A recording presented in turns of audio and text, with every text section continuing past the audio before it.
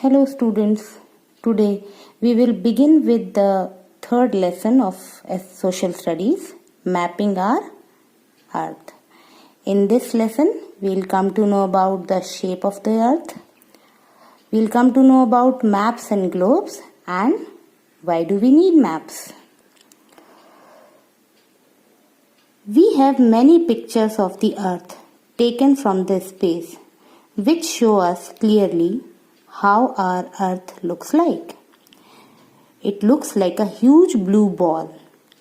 Since 3/4 of the earth is covered with water, the earth appears blue in color in the picture of the earth taken from the space. And this is why we also call it a blue planet. Students, planet Earth has been called the blue planet due to the abundant water on its surface. Now what does abundant means?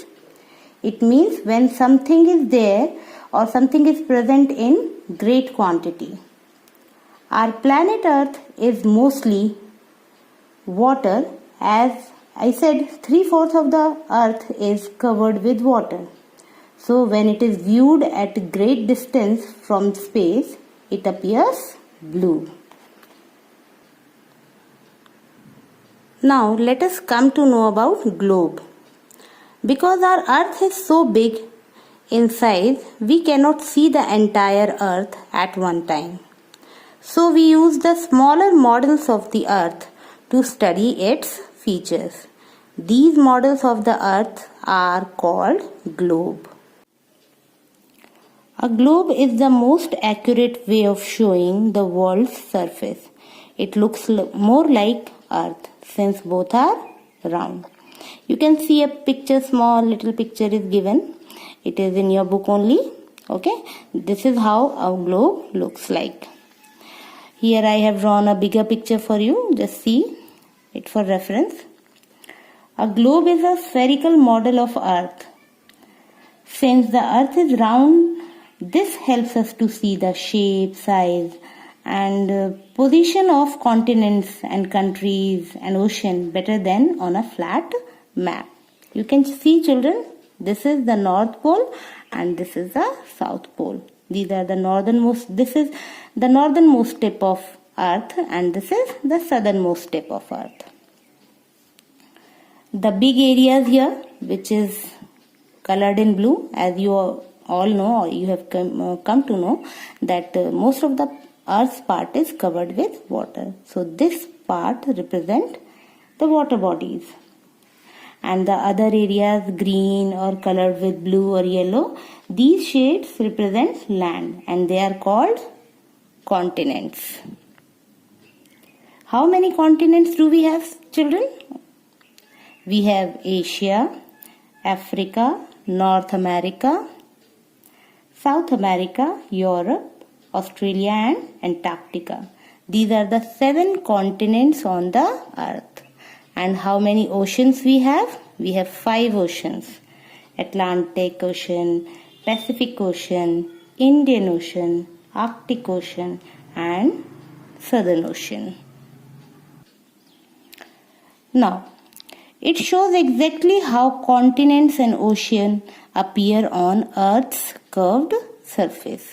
Yes, globe helps us to show the exact shape and location of continents and oceans on the Earth's surface. However, all the places cannot be shown on a small globe. Even a large globe cannot show all the details. So this is one of the you can say the difficulty or limitation of globe, that it cannot show you all the details. So even minute details cannot be shown on a globe. We can look only at 1/2 of a globe at one time. We have to rotate it to see the other half. Moreover, globes are difficult to carry around. Yes, this is another limitation of globe. These problems can be solved by using a map. Then now let me tell you some uses of globe. A globe is the only accurate way of study the whole earth. Somewhere globe is very useful to us when we want to study about earth, and somewhere it has its own limitations. A globe shows us what the whole world looks like. It shows the correct shape and size of the continents and ocean. It shows us the North Pole and the South Pole. As you saw here, the North Pole and the South Pole. So that's it for today, children. In the next video, we'll come to know about maps. And then we'll compare these two, maps and globe. And then we'll come to know about that what are the advantages of globes and maps in studying about Earth. Have a nice day.